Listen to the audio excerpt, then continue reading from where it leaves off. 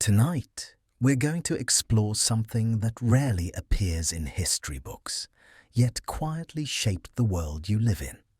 Forgotten catastrophes. You've heard of famous wars, great empires, and major inventions. Those stories are told again and again, but beneath them are events most people never learn about. Disasters that erased cities, broke societies, and changed human paths forever. Not because they were small, but because they were uncomfortable to remember.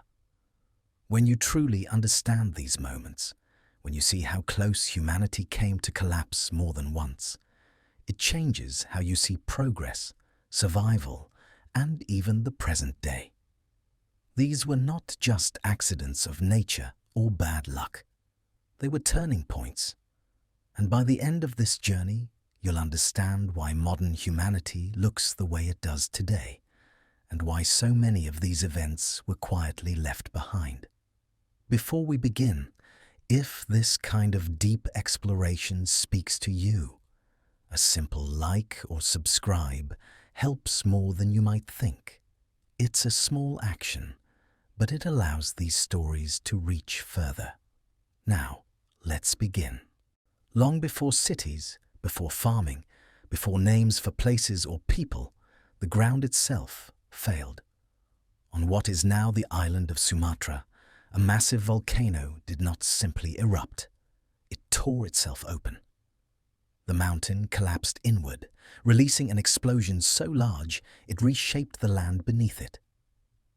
This was the Toba Supereruption, one of the largest volcanic events the Earth has known in the last 2 million years. Ash did not fall gently.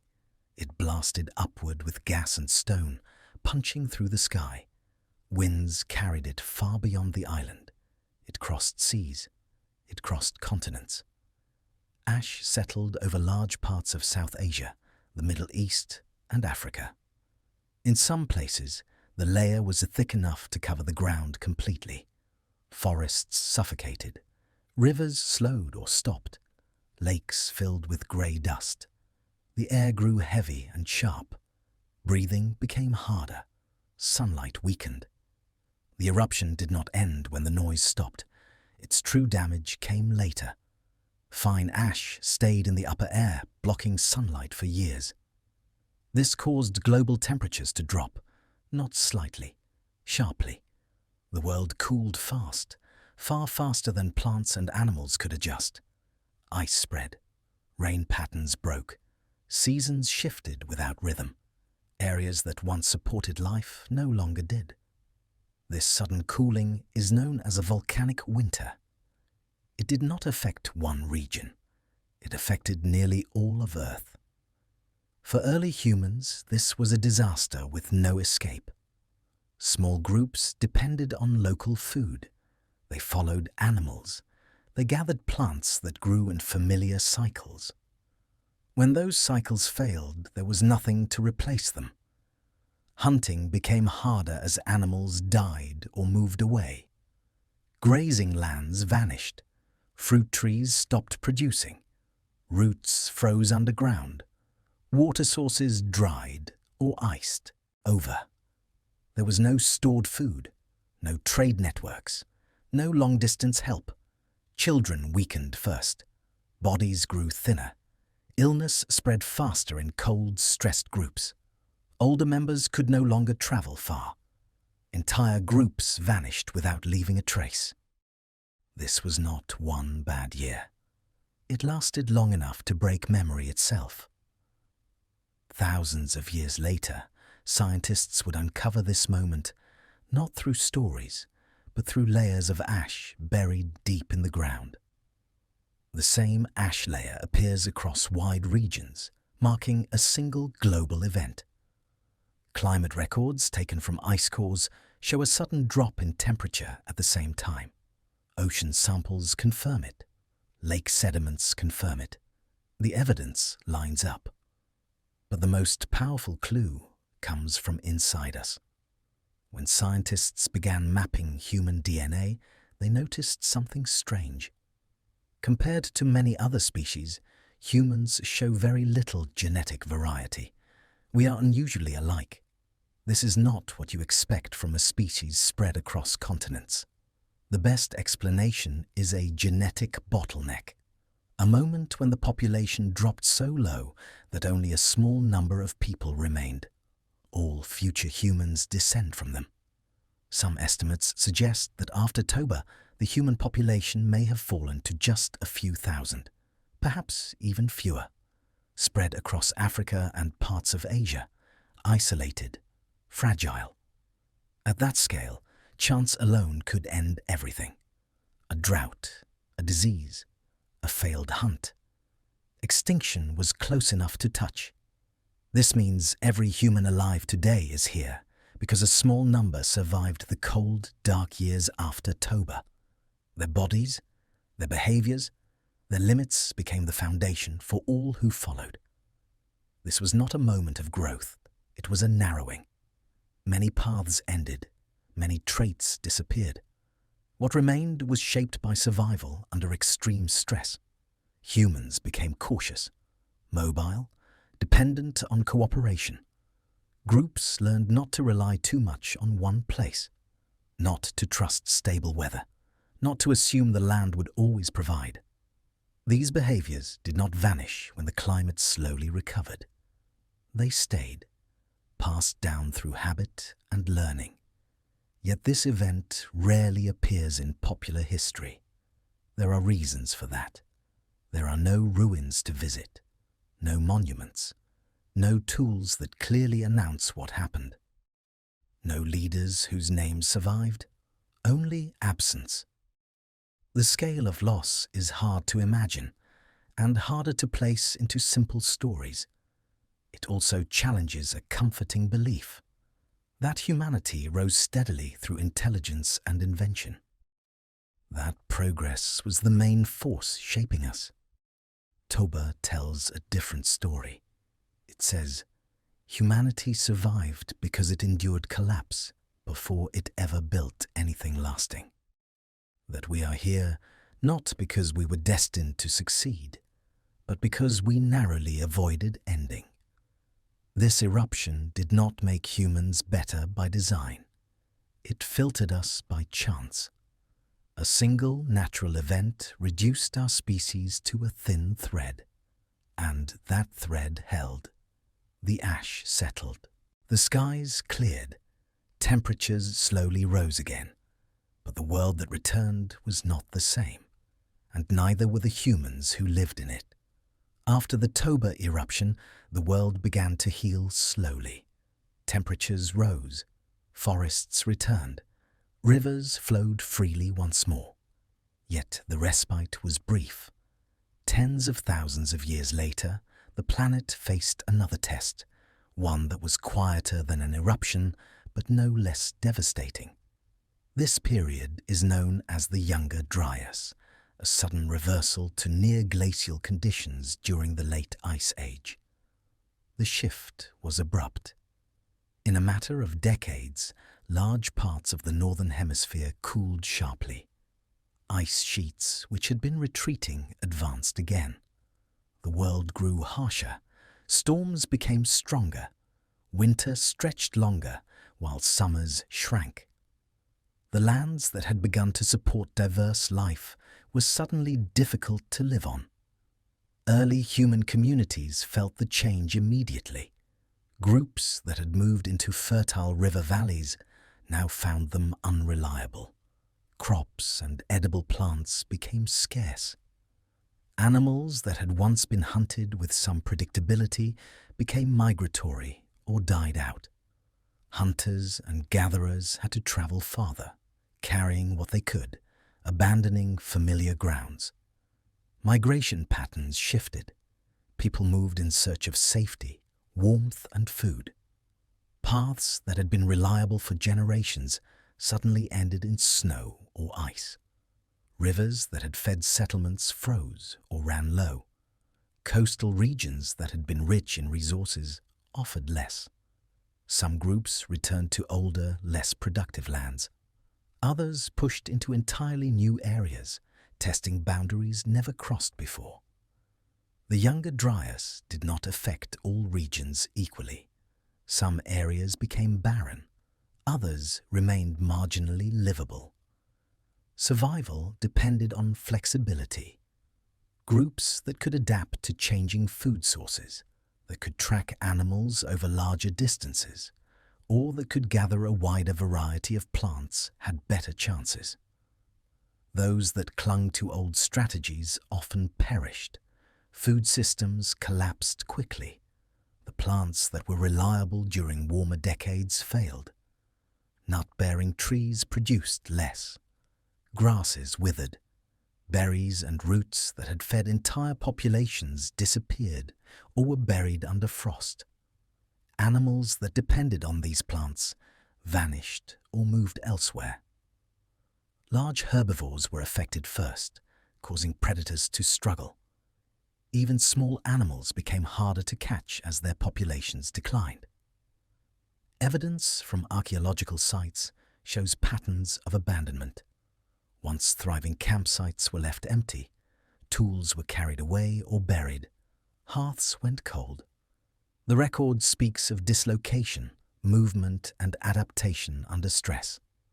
Stone tools evolved, hunting strategies diversified, social networks became critical. Groups began to trade across greater distances, not for wealth, but for survival. Access to different ecological zones became a matter of life or death. Climate instability did not only affect food, shelter became vital. Communities sought caves, overhangs, and natural protection from wind and snow. Temporary shelters appeared in areas previously considered marginal. Knowledge of weather patterns grew sharper, learned through observation, and passed across generations. Human memory began to encode climate as survival information. This period shaped adaptability itself. People who survived learned to observe, anticipate, and respond to sudden change. Risk assessment became embedded in daily life. Flexibility in diet, movement, and social behavior became the invisible thread connecting generations. Survival required both mobility and cooperation, the ability to leave one home behind and integrate with others. Communities formed alliances across landscapes previously seen as separate, sharing resources and knowledge. Water management became more important. Rivers fluctuated in volume. Lakes expanded and contracted. Groups learned to follow water, to anticipate flooding and drought. Storage and transport of water were essential for continuity. Even small actions like building rudimentary channels or digging shallow wells could determine survival. The younger Dryas also left physical marks on the Earth. Glacial moraines advanced, marking the limits of ice. Sediments in lakes show sudden changes in erosion, vegetation, and temperature. Pollen records reveal shifts in plant populations. Each layer is a testimony to sudden hardship. Each record shows that humans were not the only ones struggling. All life had to adjust quickly to survive. In some regions, people returned to older hunting grounds, relying on species that had persisted despite harsh conditions. They hunted smaller animals or scavenged in new ways. They gathered bark, seeds, and roots that had been neglected in warmer periods. These strategies demanded skill, endurance, and constant observation.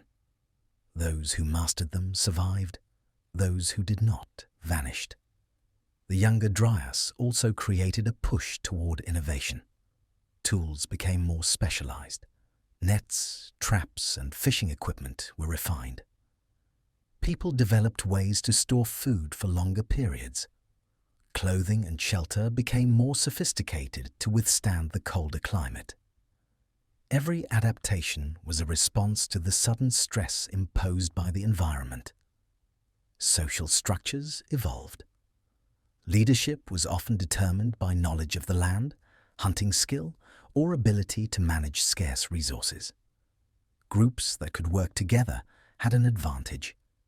Exchange networks extended, linking distant communities. Knowledge became portable, moving with people as they traversed frozen plains, icy rivers, and treeless tundra. This period reinforced the importance of flexibility in settlement patterns.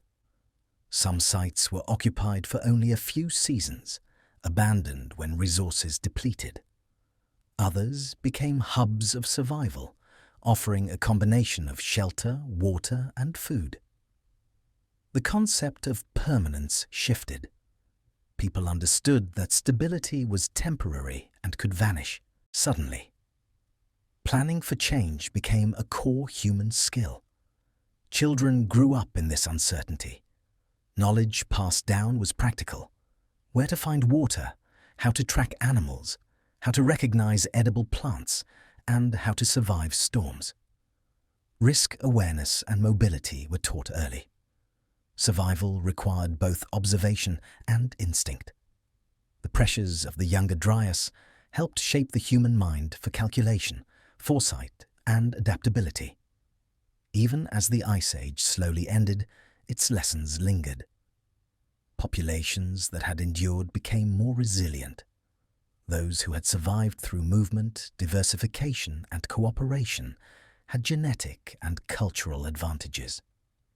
Communities that adapted well to sudden cold maintained numbers, while others remained small or disappeared entirely. The pattern repeated itself in later environmental stresses. Humans began to leave more extensive archaeological traces during this period. Sites show evidence of long-term adaptation to cold. Hearths, shelters, tools, and storage facilities indicate a society aware of climate risk. Survival was documented not in words, but in actions, layered over decades of repeated environmental challenge. The younger Dryas also reshaped migration on a continental scale. Populations moved into Europe, Asia, and the Middle East in new patterns, responding to the shifting ice. Habitats that had been unoccupied for centuries were recolonized. Others were abandoned entirely. Routes once open became impassable, while previously ignored paths became critical corridors. The landscape dictated where humans could live and where they could not. The collapse of stable food systems forced creativity. Hunting alone was not enough. Gathering diversified. People learned to store excess during brief periods of abundance. They combined foods previously ignored or seen as minor. Knowledge of plants, fungi, and water sources expanded dramatically. These behaviors set the foundation for the eventual development of agriculture, though no one recognized it at the time. Climate instability also fostered social cohesion. Individuals who could share resources, negotiate boundaries, or coordinate hunting parties had better survival chances. Communities that embraced cooperation rather than competition persisted. Conflict existed, but survival pressures favored collaboration. Human networks became wider, more flexible, and more responsive to sudden stress. The younger Dryas lasted roughly a millennium. Its end was as abrupt as its beginning. Ice receded, temperatures rose, and ecosystems slowly recovered. Forests returned. Rivers flowed steadily. Animals recolonized areas. Humans adjusted again. Yet the imprint of this time endured in the way groups moved, hunted, and organized themselves. Adaptation to abrupt climate change became a permanent feature of human behavior. The abrupt cold reminded humans that the environment could change faster than expected, and survival depended on observation, flexibility, and social coordination. Every step, every strategy, every lesson from this period was carried forward. Human life had been tested against forces beyond their control, and those who endured passed on not only their genes, but their adaptive strategies. The younger Dryas was not dramatic in a single explosion like Toba. Its power was quieter, more persistent. It worked through frost, starvation, and instability. It shaped patterns of migration, settlement, and survival that would echo for tens of thousands of years. Humans learned to move, to watch, to anticipate. They learned that stability could vanish overnight, that food systems could fail, and that only adaptability guaranteed continuity. And in this frozen, shifting world, humanity realized that life depended not on strength alone, but on the ability to bend with change, to adjust quickly, and to survive when nothing else could be counted on. As the Ice Age waned, another silent shift began. Large mammals, the giants of the landscape, started to vanish. Creatures that had ruled the plains, forests, and tundra for thousands of years disappeared at a speed that stunned even modern scientists. Mammoths, mastodons, giant ground sloths, saber-toothed cats, giant deer, and enormous bison dwindled across continents. North America, South America, Eurasia, and Australia all witnessed a sudden loss of the largest animals that had once dominated their ecosystems. The reasons for this extinction were complex. Climate change continued to reshape habitats. Glaciers retreated, then advanced in small pulses. Temperatures fluctuated. Forests replaced grasslands in some regions. Open plains expanded in others. Many species could not adjust quickly enough. Their food sources declined. Seasonal patterns shifted, making migration and reproduction difficult. A mammoth, accustomed to vast stretches of grass, could not survive as snow and ice dominated its feeding grounds. Human activity compounded these pressures. Early humans were expanding. They hunted for meat, hides, and bones. Large animals, slow to reproduce and easy to target, became prime prey. Hunting strategies evolved to catch the biggest and slowest members of herds. Stone tools were sharpened, traps were devised, and groups coordinated to drive animals into kill zones. Evidence of mass kills and butchering sites show humans were efficient predators. Across continents, humans and megafauna met, and the outcomes were often fatal for the animals. The combination of climate stress and human hunting created a tipping point. Alone, many species might have survived the changing environment. Alone, hunting pressure may have been sustainable. Together, they led to a rapid collapse. Within a few centuries, entire species vanished. Fossil records show this was not gradual. It was swift, leaving gaps in the ecosystem that had existed for millennia. The disappearance of these giants had consequences far beyond the animals themselves. Ecological chains depended on them. Grazing patterns shaped the land. Predators relied on the abundance of large prey. Scavengers fed from their remains. When the giants disappeared, the balance broke. Forests grew unchecked in some areas. Predators starved or switched diets. Smaller species expanded into niches left open by their giants. The land itself changed in response to absence. Humans, too, were affected. Many groups had come to rely on these large animals. Their meat, hides, and bones were essential for survival. With megafauna gone, humans faced the challenge of finding new sources of nutrition. They could no longer hunt mastodons in herds or track giant bisons across plains. They had to adjust. Adaptation came in multiple forms. Tools became smaller, sharper, and more versatile. Weapons for hunting smaller, faster animals were developed. Spears, atlatls, and later bows allowed humans to take down prey previously too quick or elusive. Trapping and ambush strategies improved. Humans learned to combine skill, patience, and observation to succeed. Cooperation became more critical. Hunting large groups of fast or dangerous animals required planning and coordination. Teams learned to communicate silently, track prey, and share the kill efficiently. Knowledge was distributed across the group. One hunter could not succeed alone. Survival depended on teamwork. This strengthened social structures and reinforced shared responsibility within communities.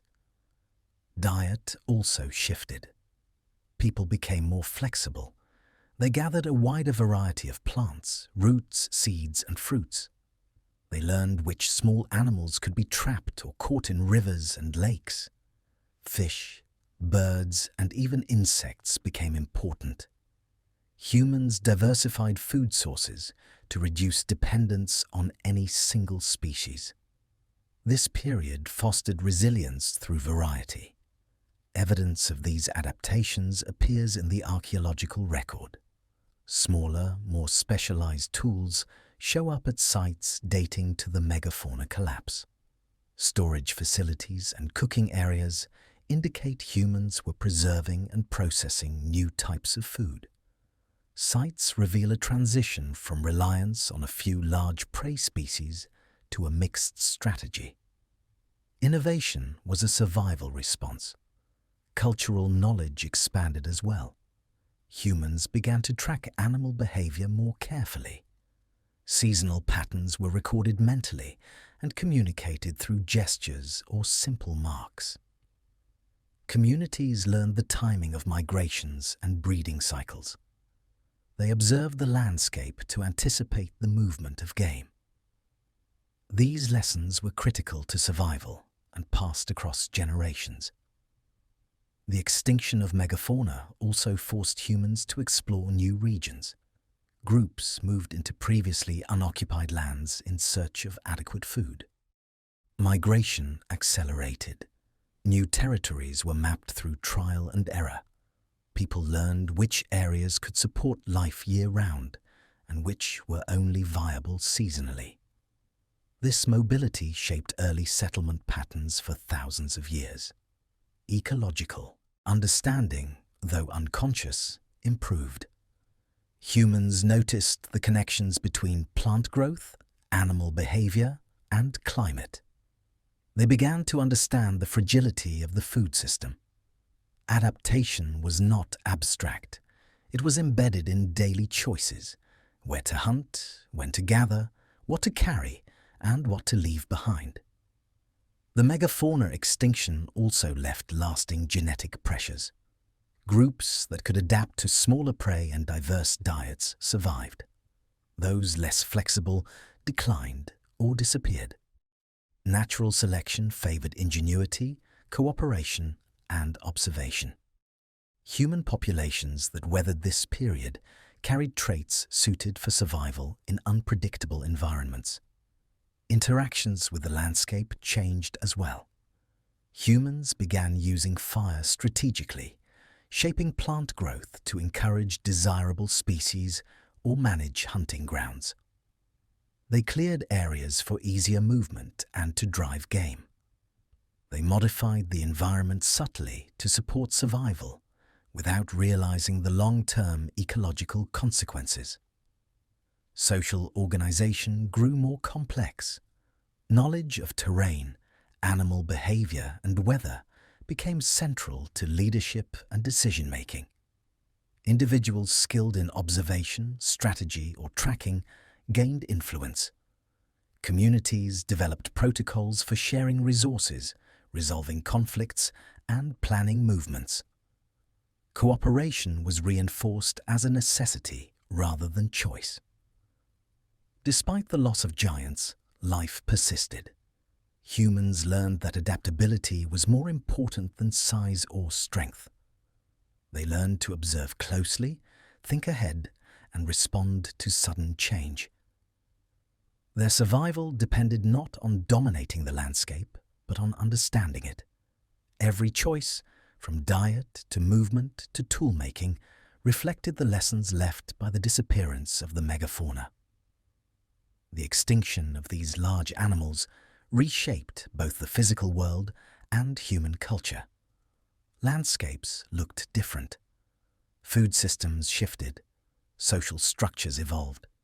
Survival required continuous adjustment. Humans had to be observers, planners, and collaborators in ways never needed before. The loss forced creativity, resilience, and the development of strategies that would define human societies for millennia. The giants of the past may be gone, but their absence created space for human innovation.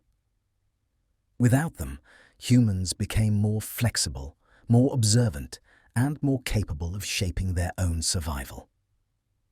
The extinction of the megafauna left an imprint on human behavior, on settlement patterns, on tools, and on diets that persists to this day. Each adaptation was a direct response to the void left by their disappearance, a reminder that survival often comes not from dominance, but from the ability to bend, to adjust, and to endure when the world shifts beyond expectation. After millennia of hunting and gathering, humans began to take a different path. They planted seeds, they tended animals, they dug channels and cleared land. This shift, which we now call agriculture, did not happen because people suddenly discovered a better way to live. It happened because the world had grown unpredictable. Climate change, population pressure, and the collapse of reliable food sources forced humans to find a more dependable system. Farming was a response to survival, not a step toward progress. Early farms were fragile. People cultivated wild grains, tubers, and legumes, often experimenting with different plants to see which could survive in a particular soil or climate. Water management required careful observation. Irrigation channels and small dikes were built in some areas, while others relied on rainfall. Human labor became intensive. Fields needed constant attention. Harvests could fail if weather turned, pests invaded, or soils eroded. Yet even a small, steady crop could support larger groups than hunting alone. This increase in food stability brought populations together. Small bands of hunters and gatherers had been mobile, moving as resources dictated. Agriculture encouraged settlement. Villages appeared. Some grew into towns. People stayed in one place, sometimes for decades or centuries. With this permanence came new challenges. Waste accumulated. Water became contaminated. Crowded living conditions made it easier for disease to spread. Early skeletal remains show evidence of infection, malnutrition, and repetitive strain from farm labor. Bones tell stories of overwork and limited diets. Teeth show wear from grinding grains. Diets became narrower and less diverse than those of foragers. Calories increased, but nutritional quality declined. Farming also created social pressures. Land ownership, inheritance, and control over resources became important. Some people accumulated more food than others. Leaders or skilled laborers began to wield influence. Social hierarchies emerged. Cooperation was necessary for large-scale irrigation or defense, but inequality grew alongside it. Conflict over land, water, and storage could be deadly. Agriculture made survival more predictable, but it also made societies more rigid. This reliance on cultivated crops and domesticated animals locked humans into systems that were hard to escape. Once a community invested labor, knowledge, and social structures into farming, abandoning it was difficult. Land had to be maintained, fields replanted, and irrigation repaired. Even small errors could lead to famine. Farming created dependence on certain plants and animals, which could fail in adverse conditions. For the first time, Human survival was tightly linked to a specific patch of land, not to a flexible knowledge of multiple ecosystems. Archaeological evidence supports these patterns. Settlements show carefully arranged homes, storage pits, and tools for planting and harvesting. Pollen samples reveal the spread of domesticated grains. Animal bones indicate selective breeding and culling for meat, milk, or labor. Skeletal remains show shorter stature and more signs of illness compared to foragers from earlier times. Crowding and poor sanitation created conditions for new diseases.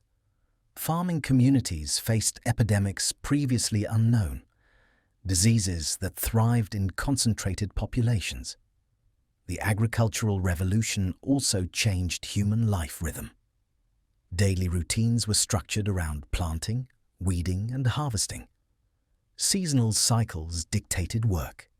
Survival required discipline, coordination, and long-term planning. Unlike mobile hunters, farmers could not easily abandon fields when disaster struck. Famine became a constant risk. A dry season, flood, or pest invasion could wipe out entire villages. Farming forced a commitment to one place, creating interdependence between people, crops, and land. This created a stable society in one sense, but one that was highly vulnerable to local shocks. Nutrition declined in other ways. Hunter-gatherers had varied diets: nuts, seeds, fruits, roots, fish, game, and sometimes insects. Early farmers depended heavily on one or two staple crops. This limited variety caused deficiencies. Iron, protein, and vitamins were harder to obtain consistently. Dental and skeletal evidence confirms increased disease and malnutrition. Bones often show growth stunting in children, while adults display joint stress from labor-intensive farming. Epidemics of crowd diseases, smallpox, measles, and other pathogens spread rapidly through permanent settlements. Farming solved one problem, but introduced many others. Social organization changed fundamentally. Labor became specialized. Some people focused on tending animals, others on fieldwork, storage, or tool-making.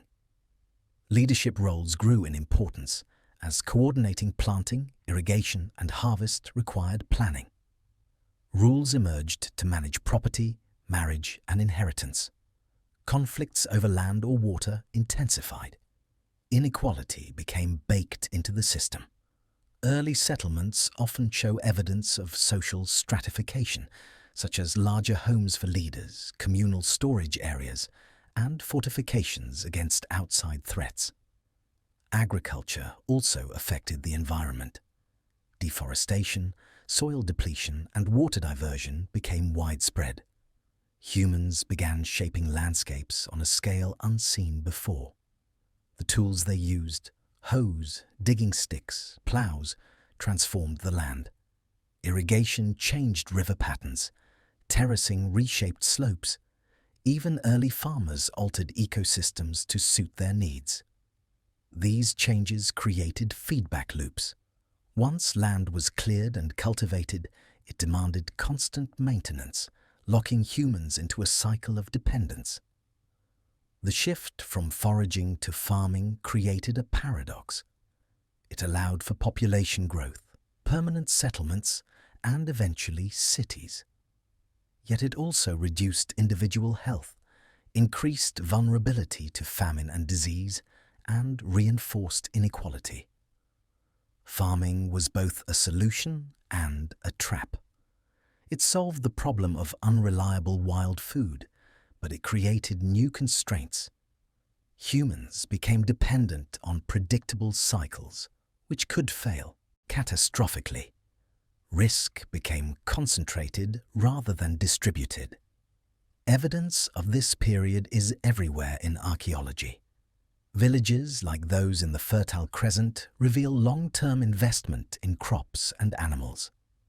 Tools for grinding grain, storing surplus, and cultivating fields appear in the archaeological record. Human skeletons show the costs: shorter stature, enamel defects, arthritis, and lesions from infections.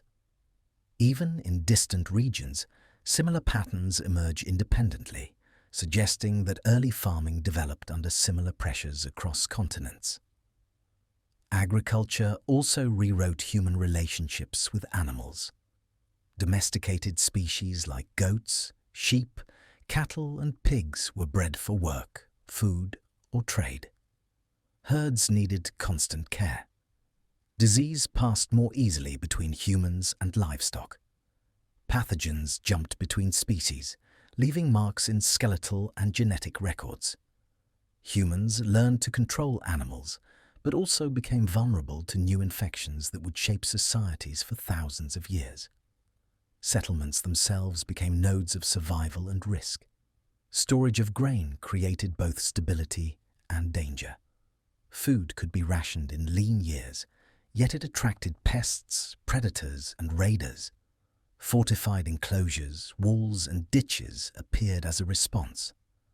Conflict over resources was no longer seasonal or temporary. It became permanent. Agriculture demanded investment in place, in community, and in defense. Despite the challenges, farming persisted. It allowed populations to grow far beyond the limits of hunting and gathering. Villages expanded into towns, and towns eventually became cities. Farming created the framework for complex societies, trade networks, and culture. But each advance was rooted in necessity, not choice. Early humans adapted to environmental stress, responding to scarcity with cultivation. They did not choose farming because it was superior. They chose it to survive. The agricultural trap left humanity tied to land, labor, and crops. Once invested, the system could not be easily abandoned. Generations learned to live within its limits, shaping their bodies, routines, and societies around it. Nutrition, health, and freedom were compromised, but survival improved. Farming forced humans into a new way of life, structured, permanent, and constrained by the cycles of the earth. It was a solution born of crisis, a system that shaped human behavior, population, and culture for thousands of years. Around 12 centuries before the Common Era, several of the most advanced societies in the ancient world faced sudden, profound collapse.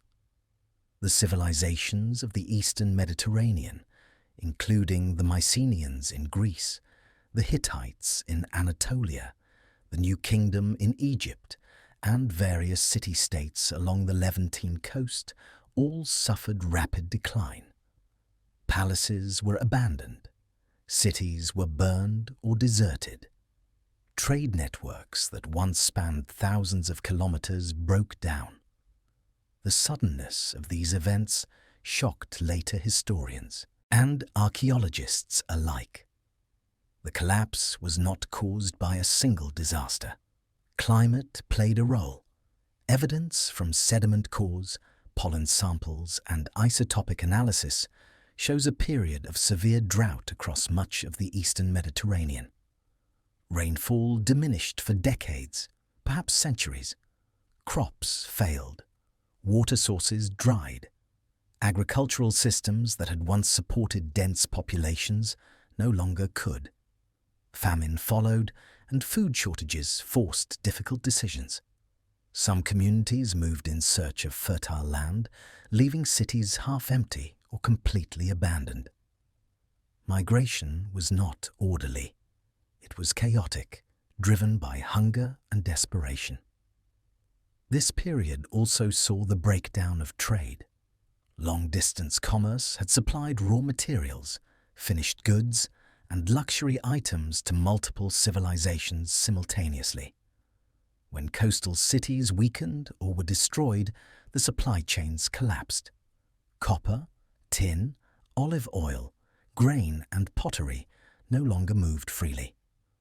Production slowed, local economies faltered, and specialized laborers lost their purpose. Artisans, scribes, and builders could no longer rely on markets to sustain their craft.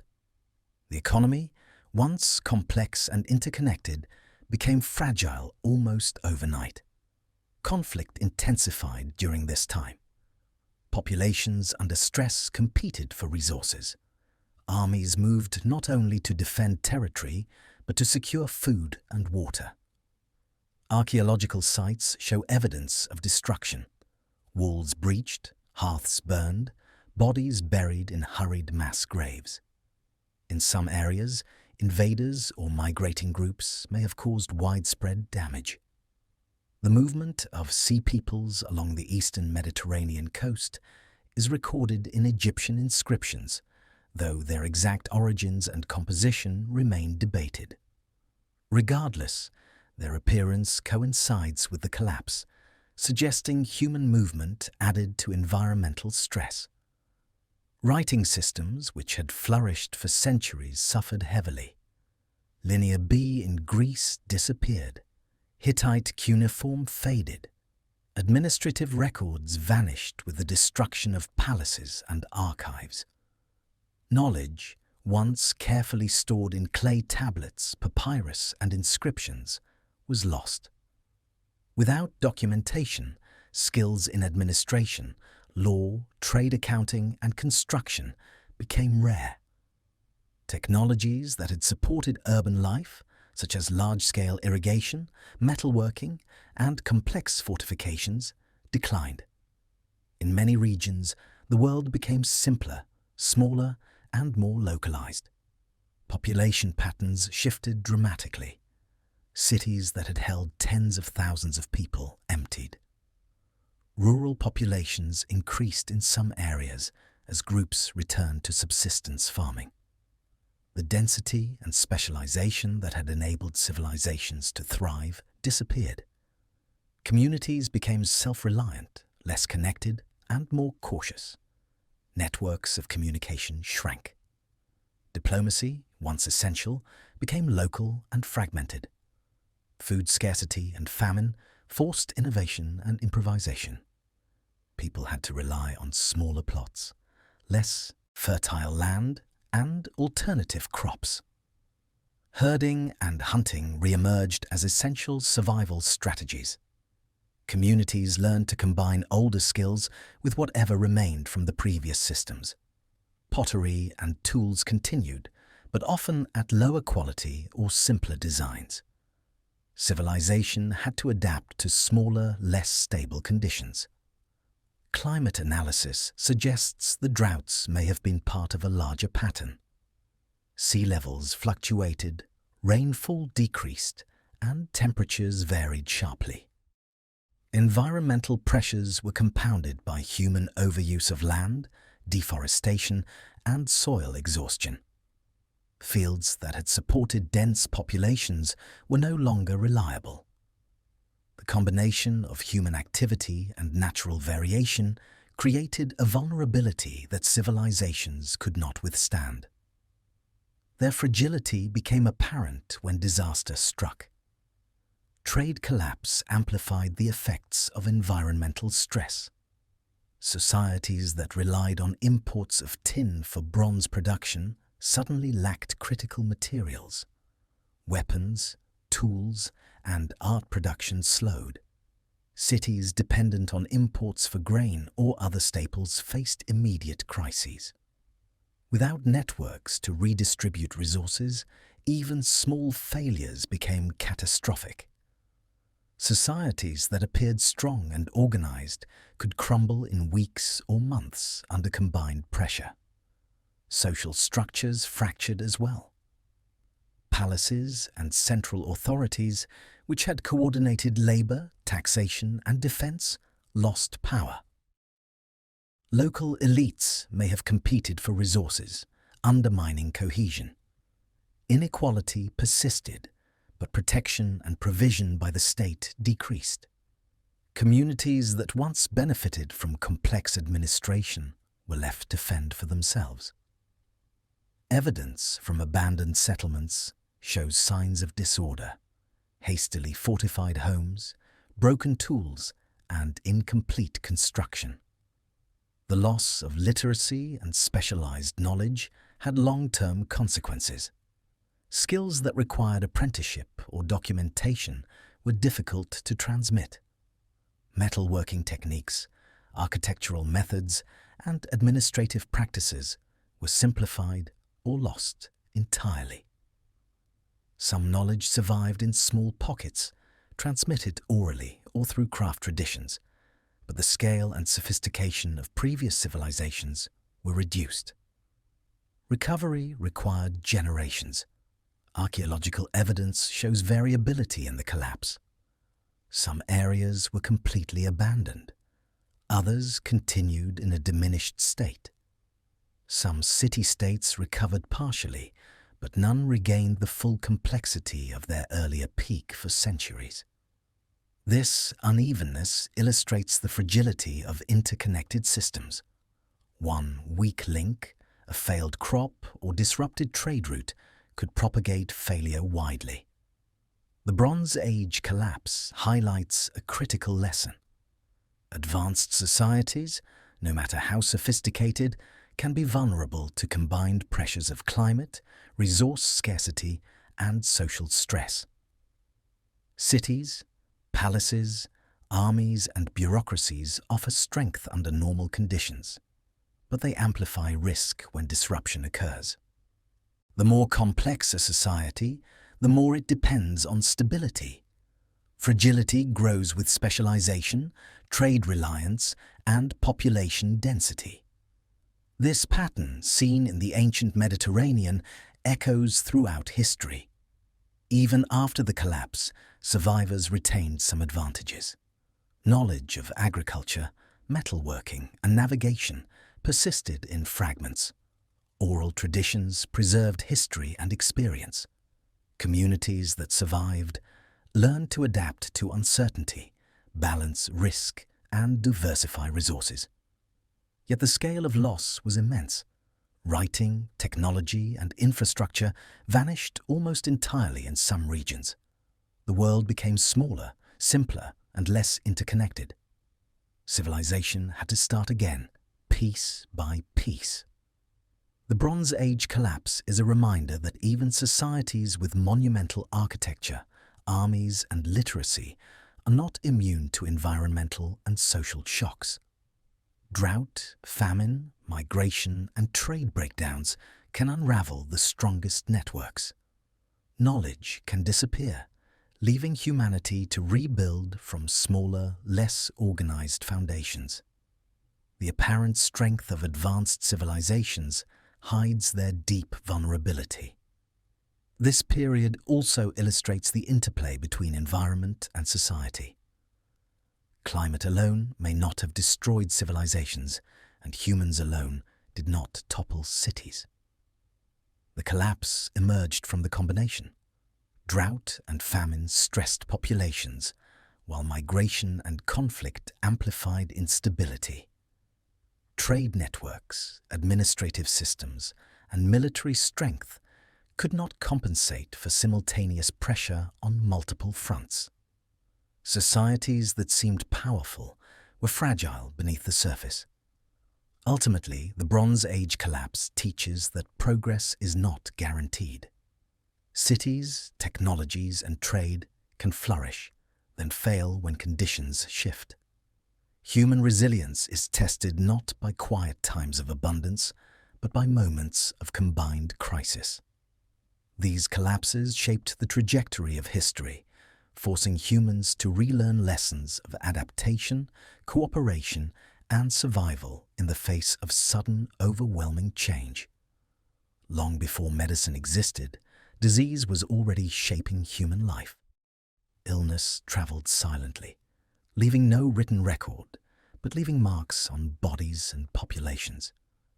Humans faced microbes and parasites with no knowledge of causes, no treatments, and no vaccines. Entire groups could vanish without warning, their absence recorded only in bones, burial sites, and the patterns left in surviving populations. Diseases spread easily in prehistoric communities.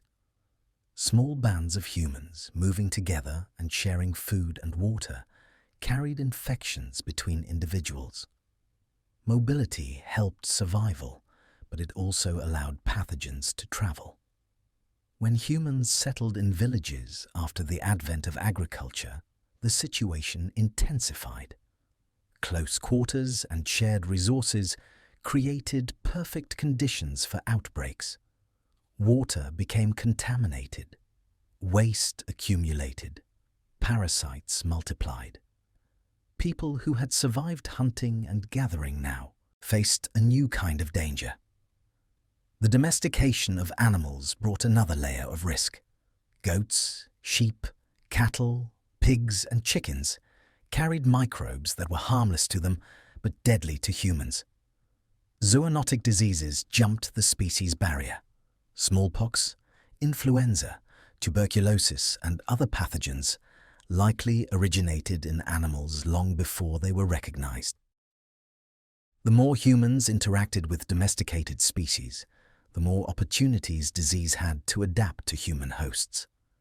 Herds provided steady food and labor, but they also became reservoirs for illness.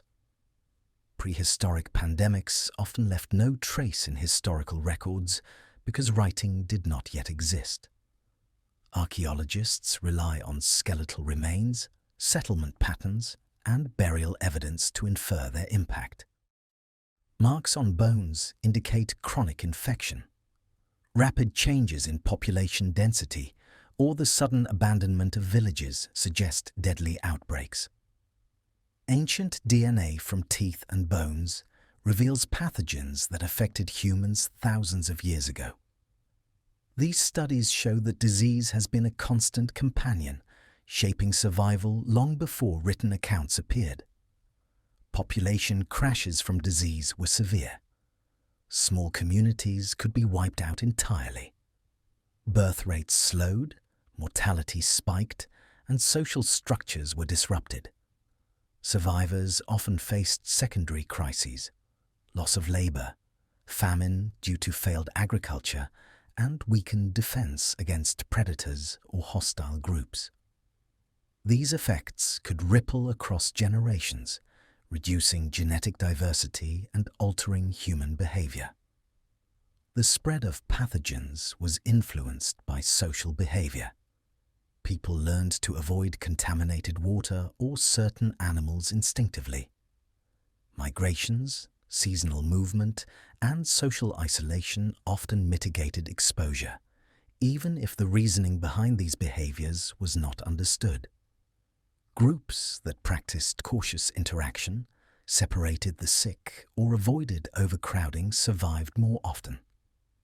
These behaviors, passed down across generations, laid the groundwork for the first forms of cultural immunity. Disease also reshaped settlements. Early villages often show signs of spatial organization that limited exposure. Separate areas for waste, hearths, and storage. Temporary abandonment of locations during outbreaks appears in the archaeological record.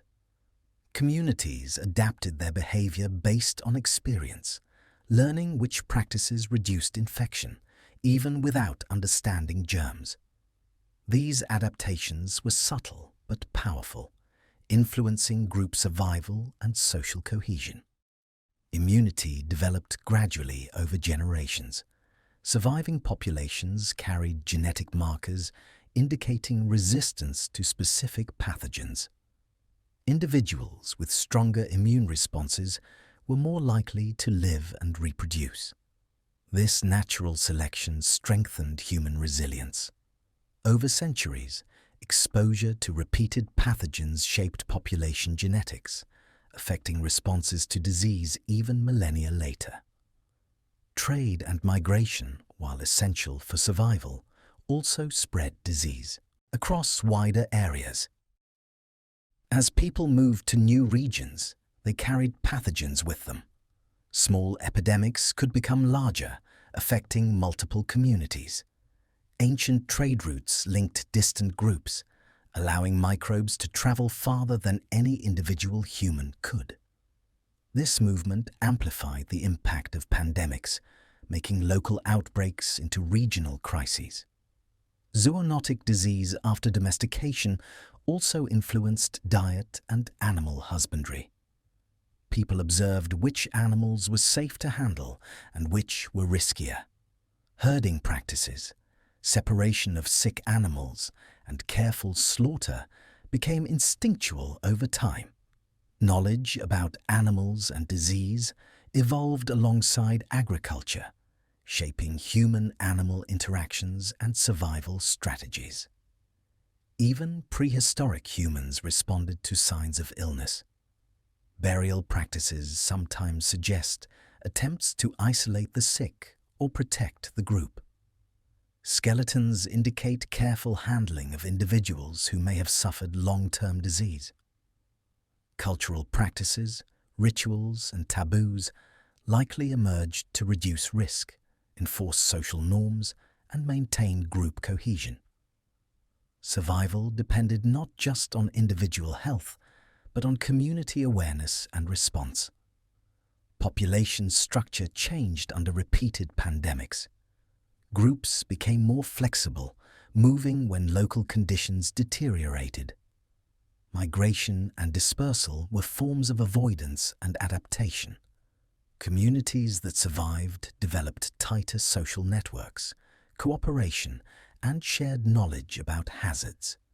These behaviors reinforced social bonds and resilience in the face of uncertainty. Pandemics also shaped early settlement patterns. Dense villages were more vulnerable, while smaller dispersed communities could survive more easily.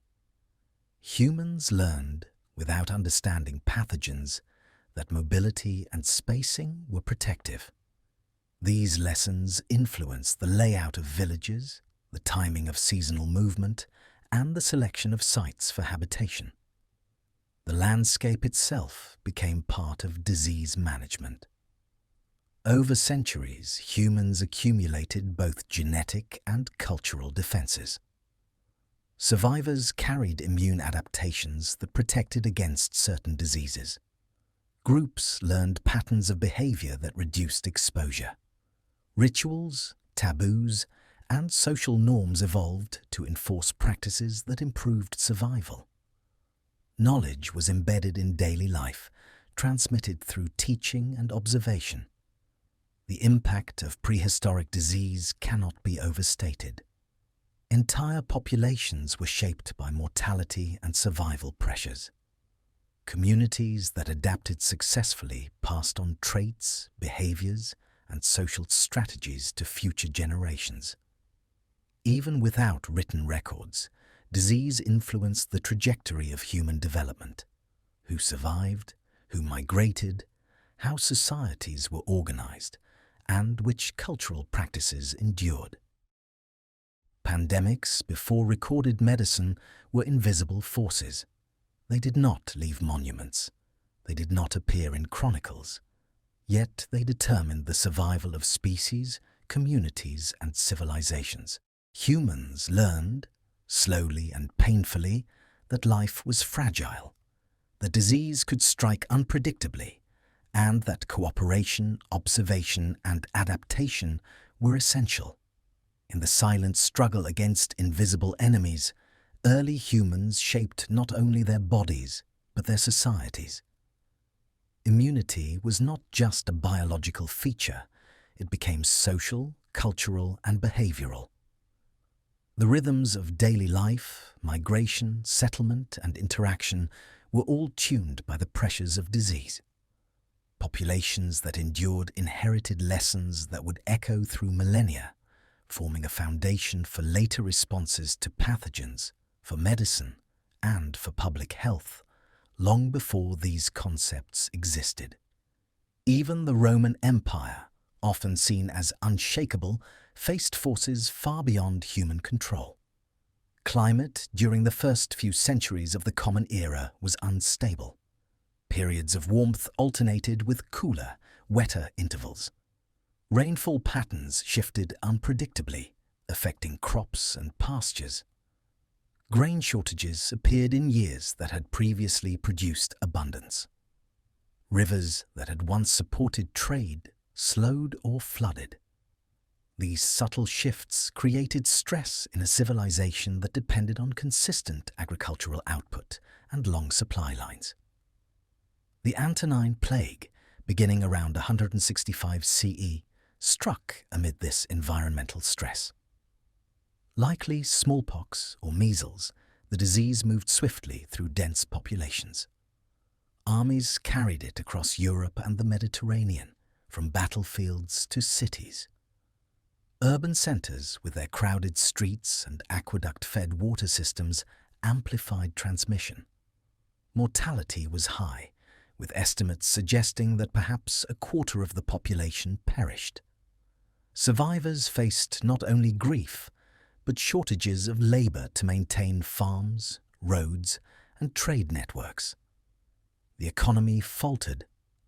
Grain shipments from Egypt and North Africa slowed or stopped entirely during outbreaks. Rural communities suffered as fields went untended and local trade dwindled. Inflation increased as demand for food outstripped supply. Taxes remained, but the resources to pay them did not. Coinage and barter systems were disrupted. Merchants and artisans found fewer customers. The Roman state, accustomed to wealth from conquered territories, now faced scarcity at home. The Cyprian plague, beginning around 250 CE, compounded these problems. Thought to be a hemorrhagic fever, it again devastated the population. Urban centers shrank as people fled to the countryside. Trade routes faltered. Cities became less defensible and more vulnerable to invasion. Military recruitment suffered. Armies that had once enforced Rome's reach now struggled to fill ranks. Borders weakened as soldiers died, and the empire's response to external threats slowed. Climate played a role in amplifying these crises. Cooler summers and unpredictable rainfall reduced harvest yields. Food shortages stressed populations already weakened by disease. Malnutrition lowered resistance to infection, creating a feedback loop where climate, disease, and social disruption reinforced each other. The empire's vast territories meant that local crises could propagate rapidly, affecting distant provinces connected by trade and communication networks. Social consequences were significant. Labor shortages altered agricultural practices. Landowners had fewer workers to tend fields, prompting shifts to smaller plots or leased arrangements. Peasants and freedmen had more leverage in negotiations, sometimes gaining freedom or better terms due to the scarcity of labor. However, these gains were uneven and temporary, as waves of disease and famine continued to destabilize communities. The military, long Rome's backbone, was strained. Armies were weakened both by loss of recruits and by the logistical challenges of feeding and moving troops during periods of crop failure. Campaigns slowed or failed. Border defenses could not be maintained, and incursions by groups such as the Goths, Vandals, and Persians became more frequent. Military strain combined with economic collapse to create vulnerabilities that internal administration alone could not resolve. Urban life was transformed. Public baths, theatres, and forums that had flourished during stable times fell into disrepair. Cities shrank as populations declined, often leaving sections abandoned. Aqueducts and sewage systems deteriorated when maintenance labour disappeared. Markets offered fewer goods. Roman roads, once the veins of commerce and administration, became less reliable.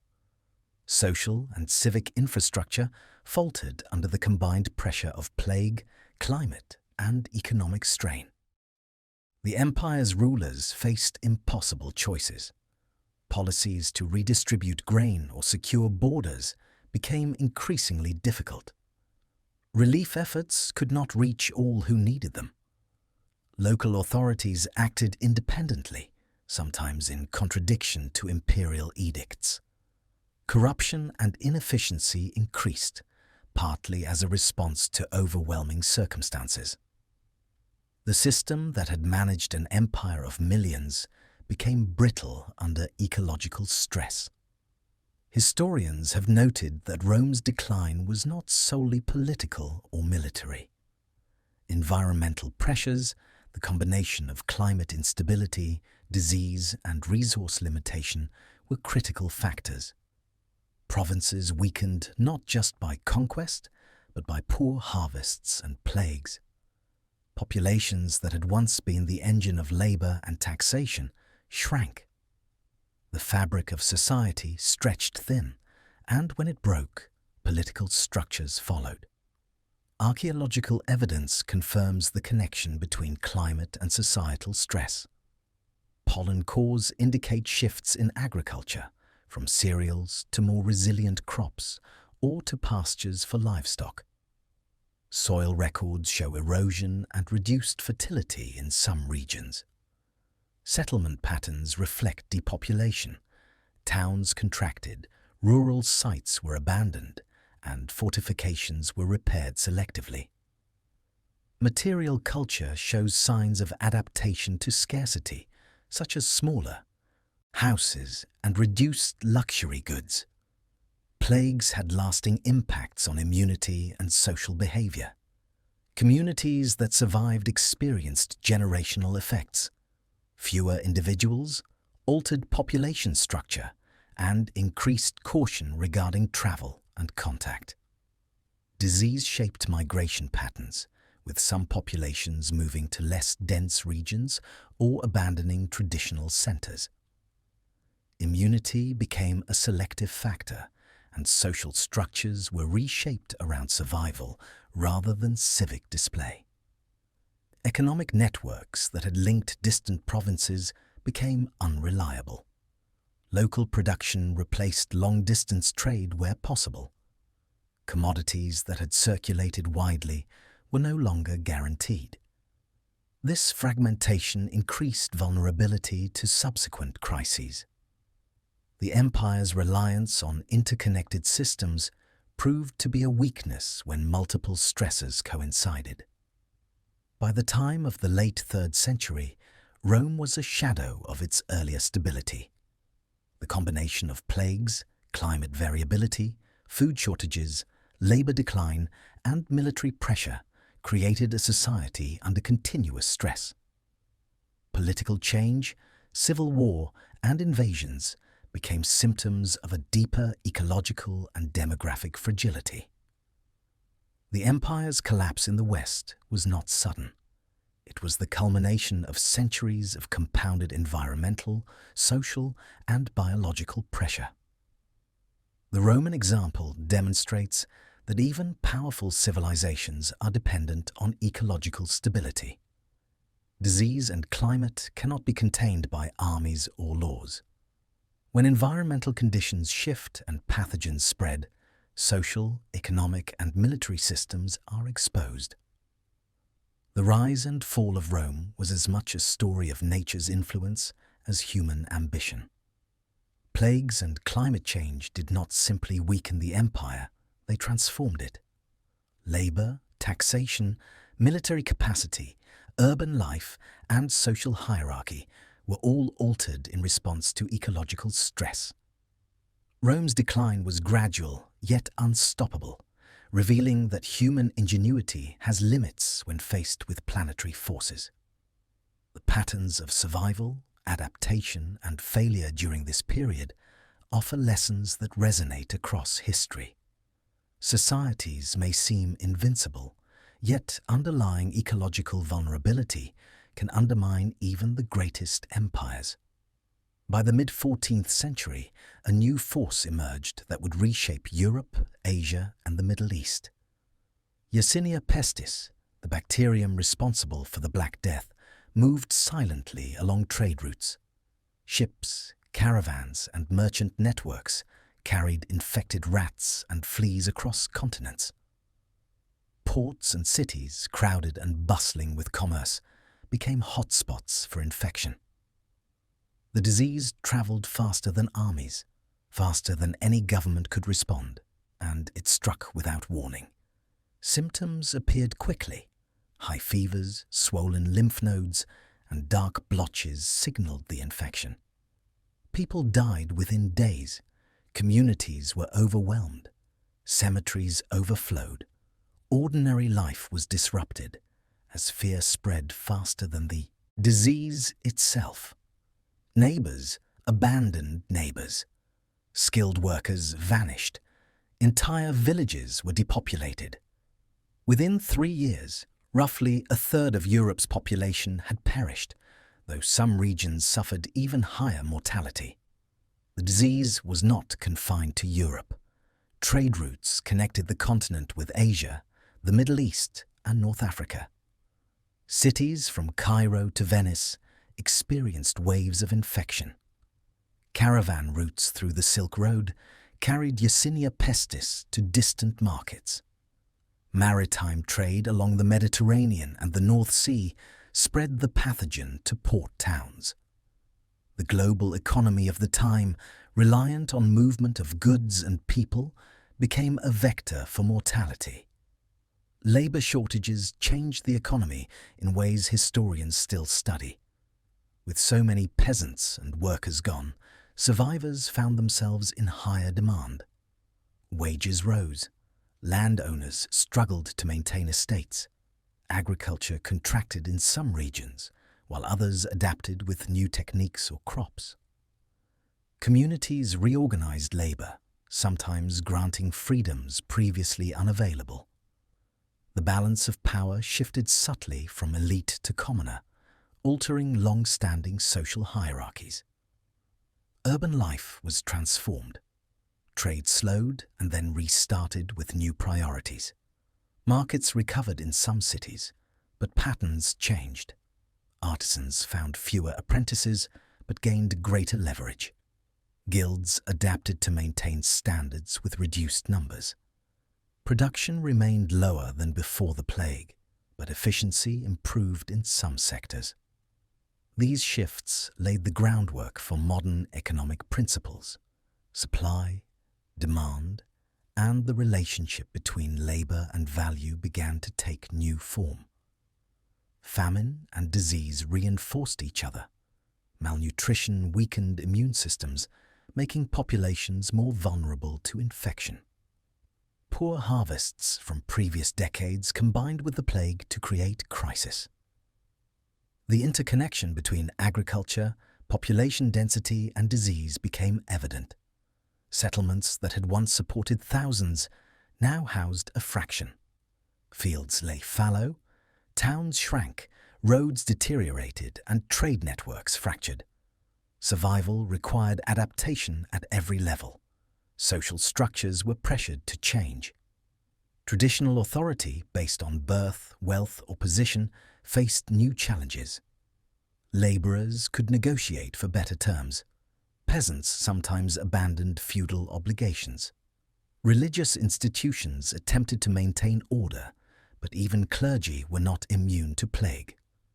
Communities restructured around practical survival rather than traditional hierarchy. Social mobility, once limited, became possible through necessity. Population loss also altered family and settlement patterns. Households shrank. Marriage age shifted as labor and inheritance priorities changed. Communities moved or consolidated. New villages appeared in places previously uninhabited, taking advantage of cleared land. Recovery was uneven. Some regions remained sparsely populated for decades, while others slowly rebuilt. The rhythm of life was permanently altered. The plague exposed vulnerabilities in public health and urban planning. Cities with poor sanitation experienced higher mortality. Contaminated water and inadequate waste disposal amplified outbreaks. Some towns began to implement quarantine measures, isolating incoming ships or travelers. Early experimentation with isolation and containment emerged as practical responses, though without understanding germs. Lessons in prevention and hygiene were learned by necessity. Trade networks were permanently modified. Some routes that had once linked distant markets collapsed. Others shifted, favoring safer or faster paths. Merchants adapted by diversifying goods and destinations.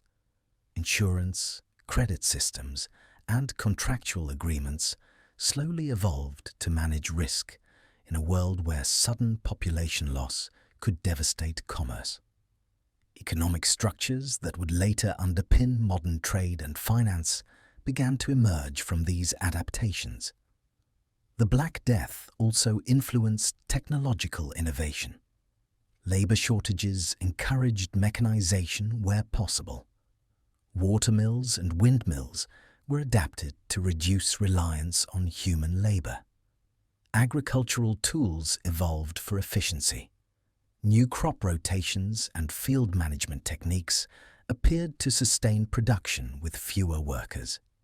These innovations, born from crisis, contributed to the gradual transformation of European agriculture and industry. Cultural and psychological responses were profound.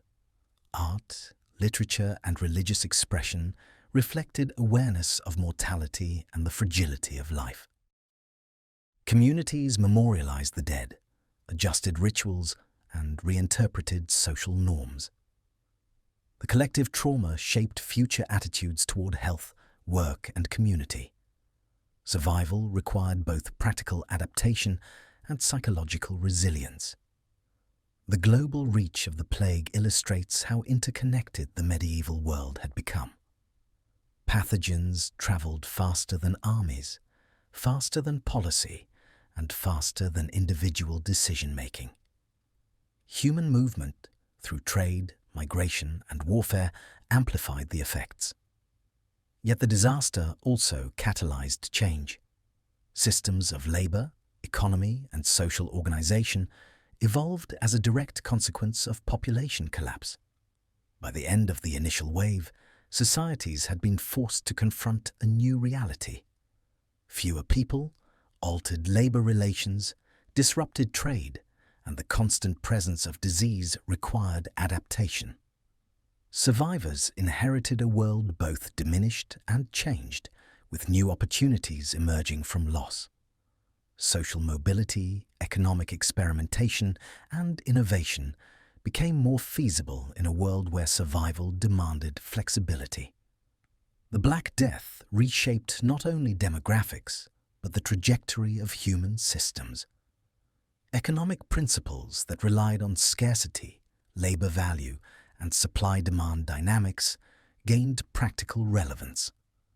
Urban planning, public health, and trade strategies began to incorporate lessons learned from mass mortality. Societies that adapted survived, while others faltered. Patterns of recovery reveal how human ingenuity responds to ecological and biological crises. Ultimately, the Black Death was a global reset. It exposed the fragility of interconnected systems, demonstrated the influence of disease on social and economic structures, and forced humans to reconsider their relationship with labor, health, and survival. The crisis did not just kill, it transformed. The foundations of modern economic and social systems were quietly laid in its wake, emerging from the shadows of death and disruption. In the aftermath, human societies learned that even the most sophisticated structures can be undone by invisible biological forces, and that adaptation, resilience, and innovation are necessary for survival on a global scale. After the Black Death, Europe and parts of the Northern Hemisphere did not return to steady warmth. From around 1300 to the mid-19th century, a period of cooling known as the Little Ice Age reshaped daily life, agriculture, and society. Winters grew longer, summers shorter. Rivers froze more often, and glaciers advanced. Crops that had thrived in warmer periods struggled to mature. Vineyards failed, grain fields shrank, and fodder for animals became scarce. Food insecurity was constant, and harvest failures could be catastrophic. Repeated crop failures led to cycles of famine. In some regions, famine struck nearly every generation. Poor harvests meant less bread, less meat, and less milk. Rural populations struggled to survive winters. Malnutrition lowered resistance to disease, compounding the risk from endemic illnesses and periodic epidemics. Grain shortages pushed people to forage, turn to alternative foods, or migrate to areas where conditions were less severe. Communities adapted in different ways, but the pressure was relentless. Migration became common. Villages emptied as people sought better land or more reliable climates. Some moved short distances, joining larger towns or cities. Others traveled across regions, following rivers, valleys, and fertile plains. Migration reshaped social networks, creating new interactions between groups that had been separated. Cultural exchanges occurred alongside stress and competition for resources. Movement also spread knowledge of survival strategies, which crops grew in colder soils, how to store food for longer winters, and how to maintain livestock under harsh conditions. Social unrest was frequent. Famine and scarcity fueled tension between classes. Peasants struggled to pay rent or taxes to landlords, who in turn demanded the same obligations despite poor yields. Revolts, riots, and uprisings erupted in towns and countryside alike. In France, England, and parts of Scandinavia, documented revolts often coincided with years of poor harvest. Authorities struggled to maintain order when basic survival was at stake. Tension between urban and rural populations intensified as towns required food from the countryside to support larger populations. Conflict between nations or regions was influenced by the Little Ice Age as well. Harsh winters disrupted armies and supply lines. Economic pressure intensified territorial disputes. Armies moved slower and suffered higher losses from exposure and starvation. Diplomacy had to account for scarcity, as food shortages could limit campaigns and trade. Military strategies shifted to accommodate unpredictable weather, shorter growing seasons, and transportation difficulties. The environment became as decisive in conflict as human decisions. Scientific observation arose in part from necessity. Astronomers, meteorologists, and natural philosophers began to record temperatures, river ice, rainfall, and harvest yields. Farmers experimented with crop rotations, soil management, and animal husbandry to survive cooler periods. Communities kept careful records of climate events, both to anticipate future conditions and to make strategic decisions. These observations laid the groundwork for systematic study of weather, seasons, and climate patterns. In cities, urban planning adapted to the cooler climate. Buildings were insulated differently, streets were cleared of ice and snow, and water supplies had to be maintained when rivers froze. People developed clothing, heating methods, and storage techniques to survive longer winters. Cultural practices reflected this awareness of risk. Festivals, religious observances, and work schedules were adjusted around climate patterns. The rhythm of life was dictated in part by temperature and seasonality. The Little Ice Age also shaped food culture. People learned to preserve crops and store grain for long periods. Smoking, salting, and drying methods improved. Dairy products and fermented foods became more important as vegetables and fruits were scarce during extended winters. Diets became seasonal, with fresh produce limited to warmer months, and preserved foods filling the gap. Survival depended on ingenuity, knowledge of local resources, and flexibility. Mortality and health were affected. Cold weather increased vulnerability to respiratory illnesses and frost-related injuries. Communities adapted through clothing, shelter design, and communal support. Public health, though rudimentary, evolved as societies recognized the consequences of exposure and malnutrition. Villages organized communal storage, shared heating methods, and rotated labor to maintain essential tasks. Cultural memory of these adaptations persisted over generations, influencing local customs and habits. Migration patterns had demographic effects.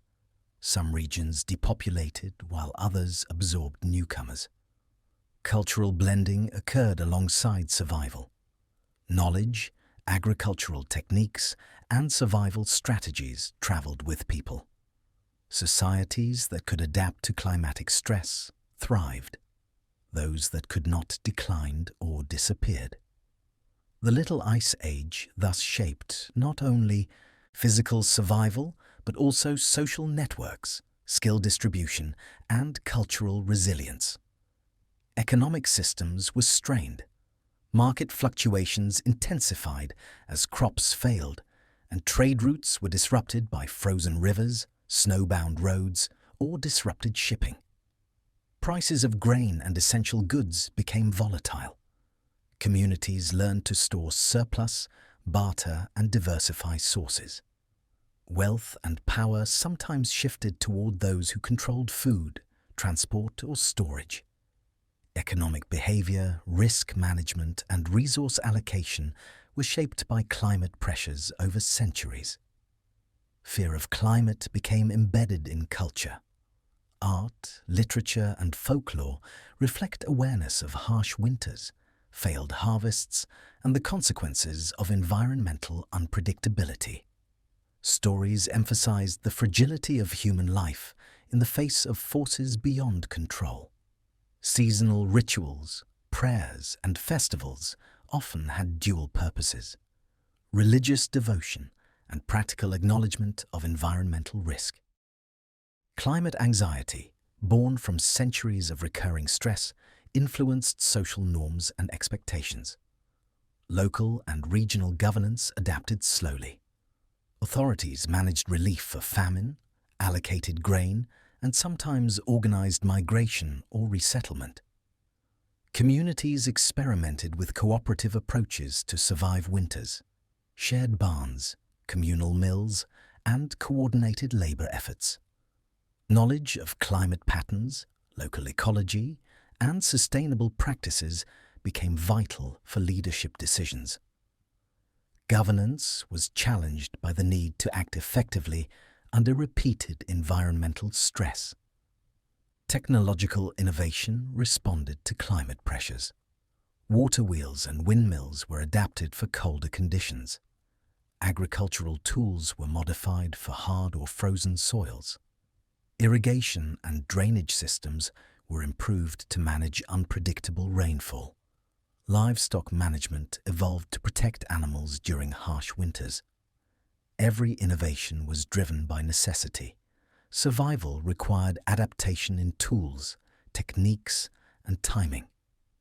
By the late Little Ice Age, human society had absorbed centuries of climate-induced lessons.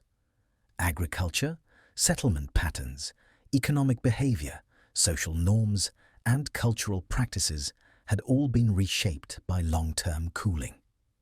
Communities that survived learned to anticipate risk, diversify resources, and build resilience. Knowledge was passed between generations, embedded in practical experience, and preserved in observation and record-keeping. The period demonstrates that climate is not merely a background condition, but an active force in shaping human civilization. It influenced population distribution, social structure, economy, technology, and culture. Survival depended not only on ingenuity, but also on responsiveness to subtle and dramatic environmental changes. Human societies adapted through observation, collaboration, and the development of practical knowledge. In the end, the Little Ice Age left a profound imprint. People learned to fear the power of climate and to respect the limitations it imposed. Cultural memory, technological adaptation, and social behavior all reflect centuries of coping with scarcity, cold, and uncertainty.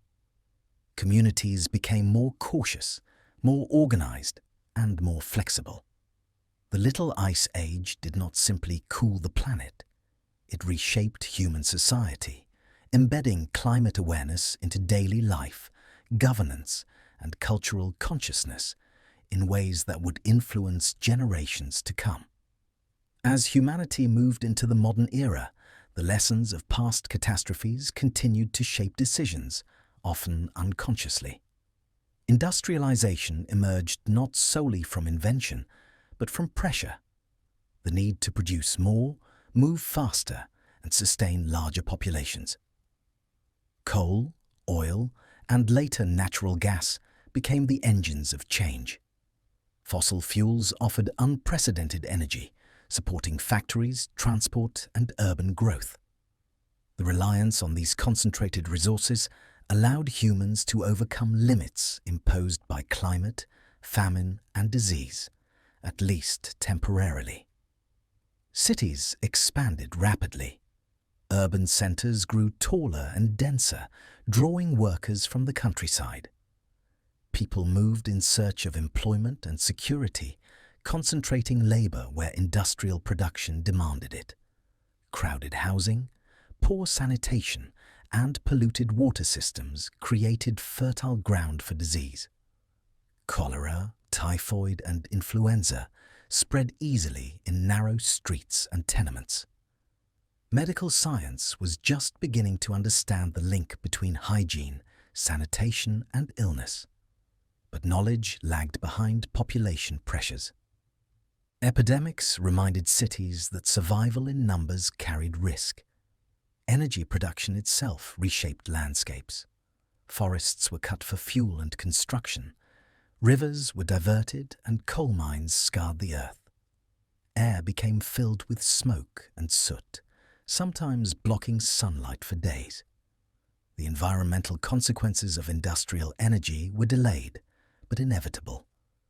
The very solutions that allowed populations to thrive, coal, steam engines, mechanized agriculture, also stressed the atmosphere, water, and soil. The planet absorbed these pressures silently at first, while human societies focused on immediate gain. Fossil fuel dependence created new patterns of vulnerability. Cities and regions that relied heavily on coal, for example, became sensitive to shortages or supply disruption. Transportation networks grew more complex, requiring fuel at every stage. Industrial work and urban life were intertwined with energy.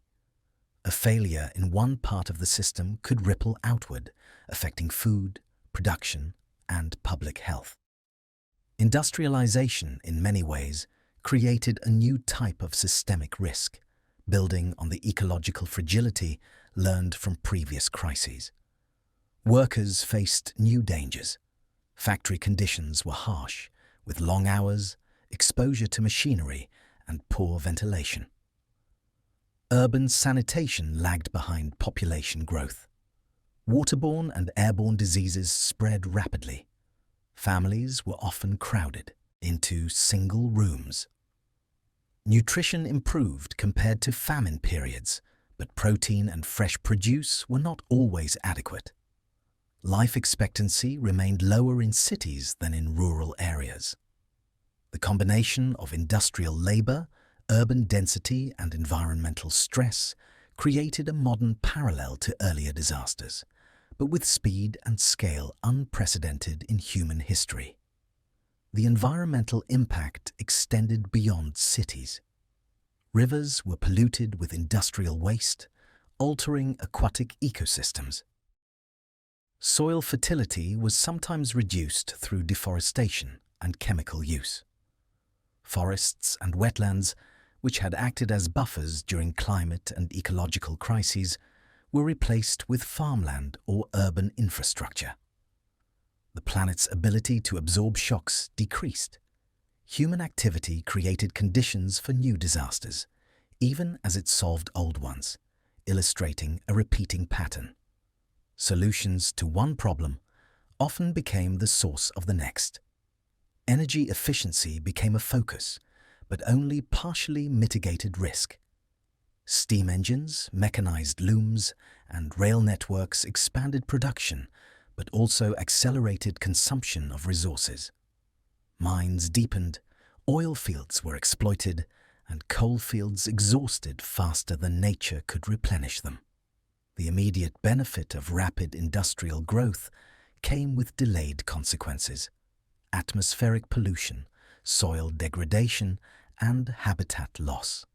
Human societies were learning, but slowly, that the scale of impact was now global rather than local. Urban planning and social systems evolved to cope with density.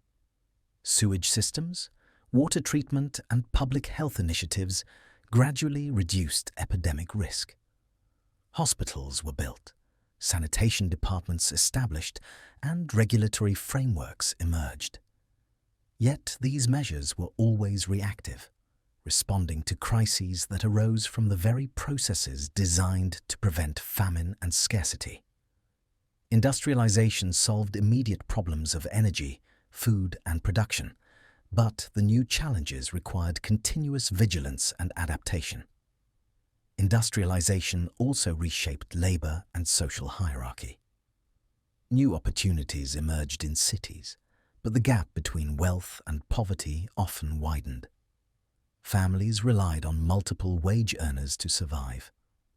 Education and literacy gradually expanded as societies recognized the value of skilled labor. The pattern of innovation, adaptation, and unintended consequences repeated. Technological and social solutions created benefits, yet also produced vulnerabilities that had to be addressed in the next cycle. Public awareness of environmental and health risk grew slowly. Smog in London, contaminated rivers in Paris, and overcrowded tenements in New York became visible warnings of the costs of industrial progress. Governments began to intervene, creating regulations, labor protections, and public health campaigns. Yet the underlying dependence on fossil fuels remained, as did the structural pressures of urbanization and industrial production. Humanity was solving some problems, but laying the groundwork for others at the same time. Global connectivity intensified the effects. Industrial centers in Europe and North America required raw materials from colonies and overseas markets. Resource extraction in distant regions often mirrored the ecological stress experienced at home. Deforestation, soil erosion, and water pollution accompanied mining, logging, and plantation agriculture. Industrialization did not exist in isolation. It redistributed ecological pressure worldwide, turning local solutions into planetary challenges. The pattern became clear. Each major solution to crisis carried hidden costs. Fossil fuels allowed survival in the face of famine, disease, and climate instability, but brought pollution, urban disease, and environmental degradation. Cities concentrated labor and productivity, but also infection and social stress. Agriculture fed growing populations, but depleted soils and reduced biodiversity. Technological innovation solved immediate problems, but introduced new risks. Humanity learned quickly, but always after the consequences became visible. Education and science began to catch up, documenting patterns of industrial impact. Meteorological records, epidemiological studies, and geological surveys began to reveal the scope of environmental change. Industrial societies could now measure carbon emissions, deforestation rates, and pollution levels. Yet, practical response lagged behind awareness. The energy and resource demands of industrial civilization were so great that trade-offs were inevitable, reinforcing the recurring pattern of creating new vulnerabilities while solving old ones. Even as societies improved standards of living, they carried inherited lessons from prior catastrophes. Past experiences with famine, plague, climate change, and societal collapse informed decision-making. Engineers, planners, and policymakers acted with awareness that scarcity and disease were threats. But the scale of industrialization introduced unprecedented speed and intensity. Humanity was simultaneously resilient and exposed, adapting rapidly while generating new pressures. The industrial age illustrates a long arc. Humans respond to catastrophe with ingenuity, energy, and innovation, but each advance can introduce new risk. Fossil fuels allowed survival and prosperity after ecological and demographic crises. Yet urban crowding, pollution, and environmental degradation followed. Industrialization solved pressing problems, but its consequences were delayed, widespread, and often invisible until they reached critical scale. History demonstrates that every solution carries a cost, and that human progress is a balance between immediate survival and long-term stability. This segment reveals a continuous thread linking past catastrophes to modern civilization. Societies adapt to survive, yet adaptation creates vulnerabilities for the future. Industrialization exemplifies the pattern. Energy, technology, and social organization address scarcity, disease, and environmental stress, while simultaneously generating new challenges that will demand further innovation and resilience. Humanity's trajectory is shaped by this repeating cycle, an ongoing interplay between solving one disaster and unintentionally creating the conditions for the next. Throughout history, catastrophes have left marks on the planet and human populations, yet they are often absent from collective memory. Events that shaped civilizations, reduced populations, and shifted economies are remembered in fragments or myths, if at all. The scale of suffering and change is rarely fully integrated into how societies understand themselves. Human memory, written history, and cultural narratives favor survival, achievement, and continuity, often erasing the disasters that nearly ended them. The selective preservation of events creates what can be called survival bias. We tend to focus on those who endured, rebuilt, and innovated. Stories of collapse, disease, famine, and extinction fade over time, replaced by accounts of progress and stability. The lessons embedded in catastrophe are often invisible because they are absorbed unconsciously. People inherit technologies, social systems, and population structures shaped by previous crises, but rarely recognize the crises themselves. This creates a distorted view of human history, a perception of resilience that overlooks vulnerability.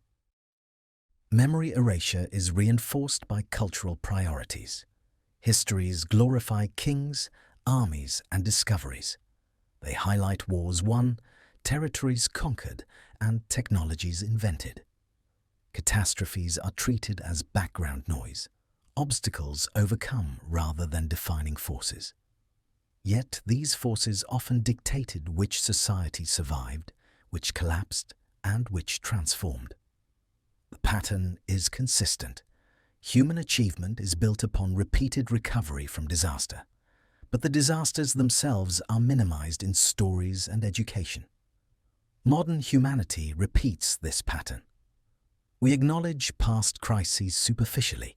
Famine, plague, climate events, and wars are taught as episodes, not as shaping forces. Industrialization, technological expansion, and globalization are celebrated without full recognition of their roots in prior catastrophes. Decisions today, from energy use to urban planning, are influenced by lessons learned indirectly from survival, but the immediate context of those lessons is forgotten. The connection between past disaster and current choices is rarely explicit.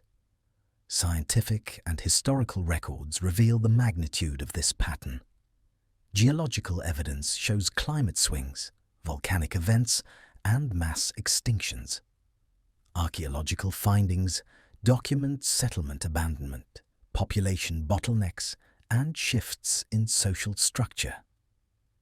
Epidemiology traces disease waves that reshaped civilizations. Yet these insights often remain abstract to the public. The human tendency to prioritize recent and visible events overshadows the long-term trends that govern risk, resilience, and survival.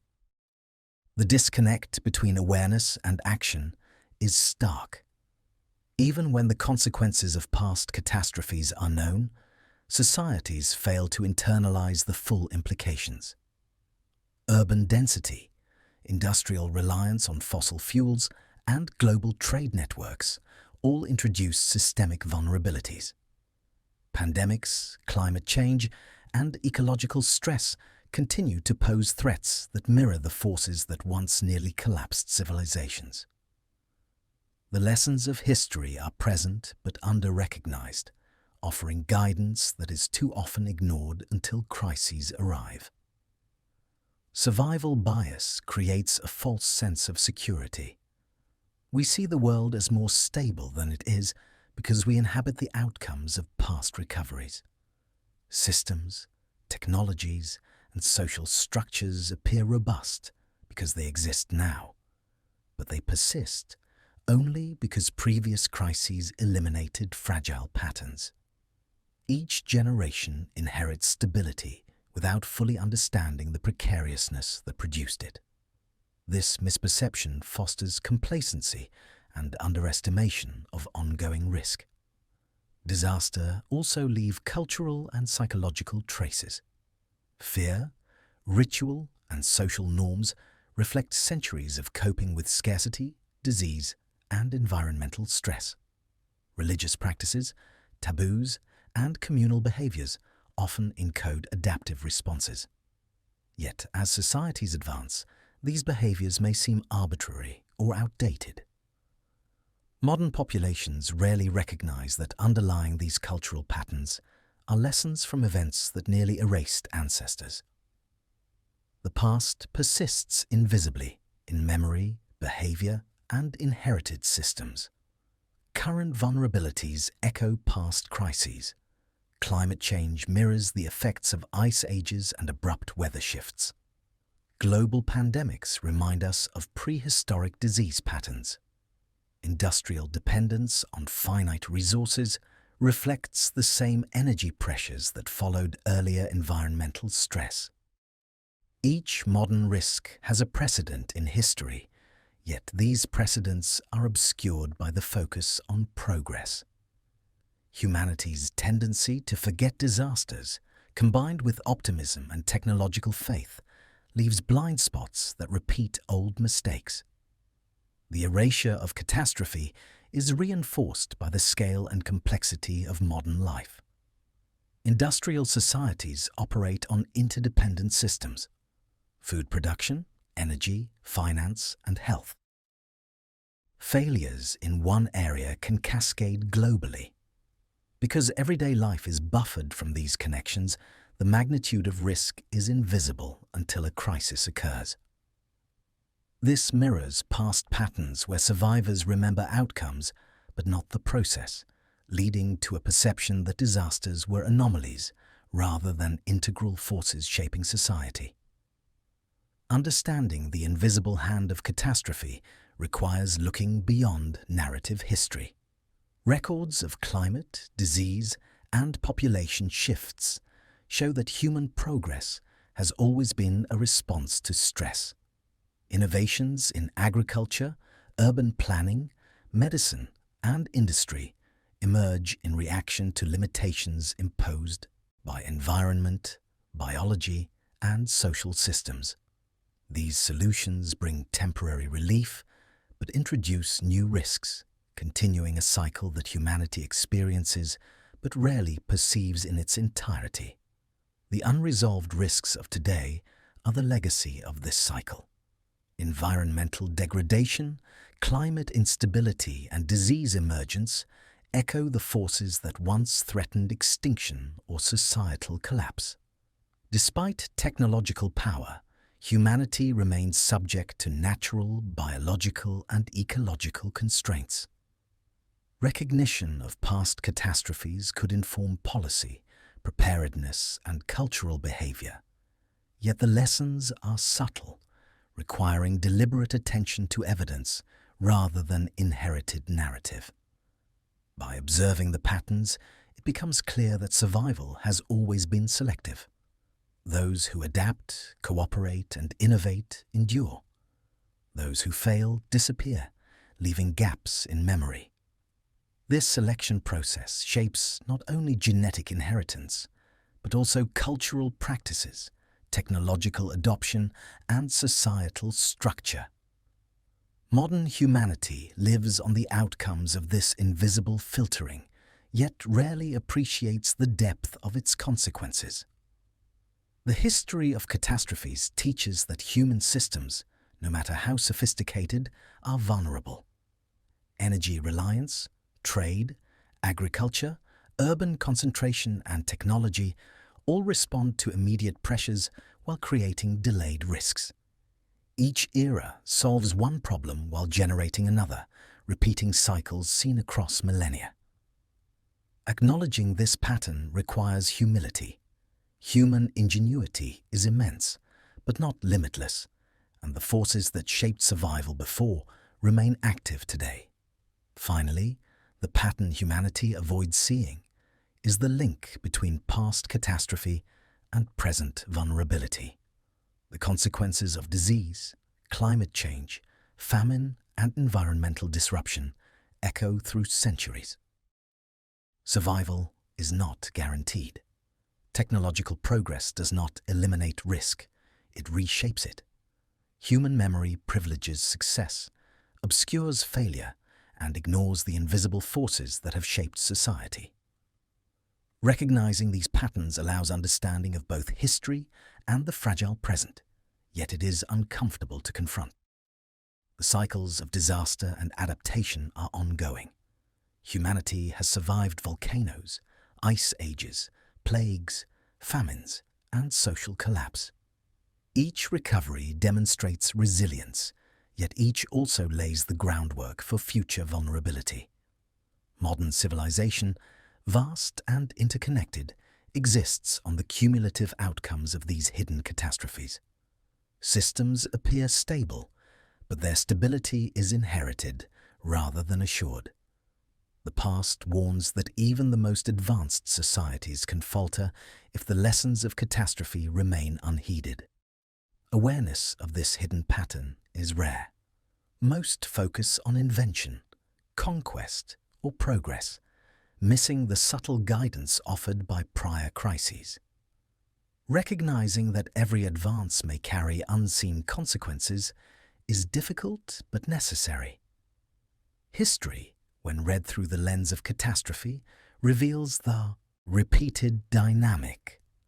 Survival produces memory gaps obscure risk, and obscured risk sets the stage for the next crisis. Humanity's challenge is to perceive what past generations often forgot to notice and to act before repeating the cycle.